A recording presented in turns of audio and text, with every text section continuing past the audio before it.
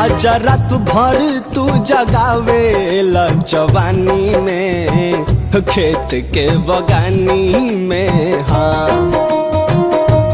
राजा हमहू बानी भरल जवानी में, खेत के बगानी में। हाँ आके कसल हमके अपन अकवारी में, चढ़ल जवानी में। हाँ ए राजा आवा ना।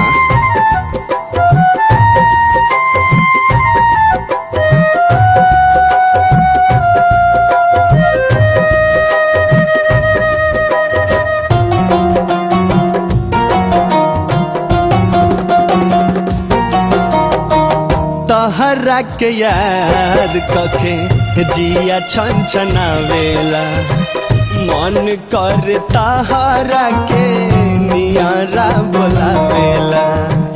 तहरा बिना सुन लागे राजा जी से जरिया, मारेला हो डंक बिच्छू दिल के भितरिया। तड़प तड़प के राजा रात हम गुजारीला।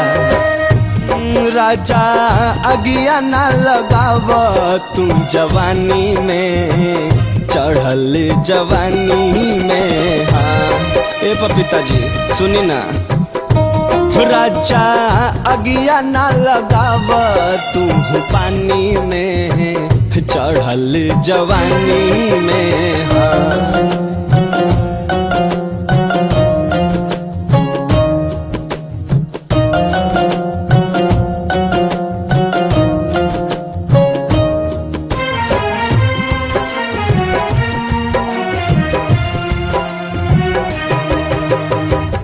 कैसे बर्दाश्त करी तह से जुदाई हो।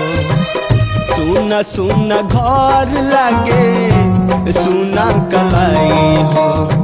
याद आब सैया तहर पहली मुलाकात हो। प्यार से उचूमल तोहर राजा हमर हाथ हो। हमके ऐसे फुसलाव जन बाती में, खेत के बगानी में। हाँ कान लगाव हम राजा गया ना लगाव तू जवानी में, खेत के बगानी में। हाँ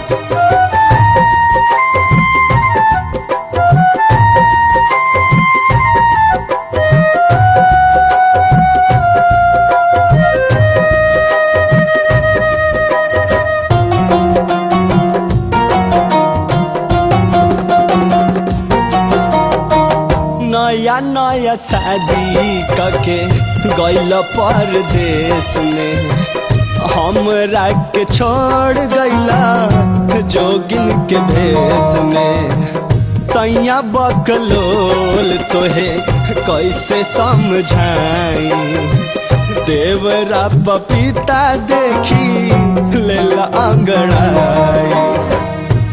राजा कहियो के न जाए कुछ नदानी में, खेत के बगानी में। हाँ ए बाबू आजा। राजा रात भर जगावे जवानी में, खेत के बगानी में। हाँ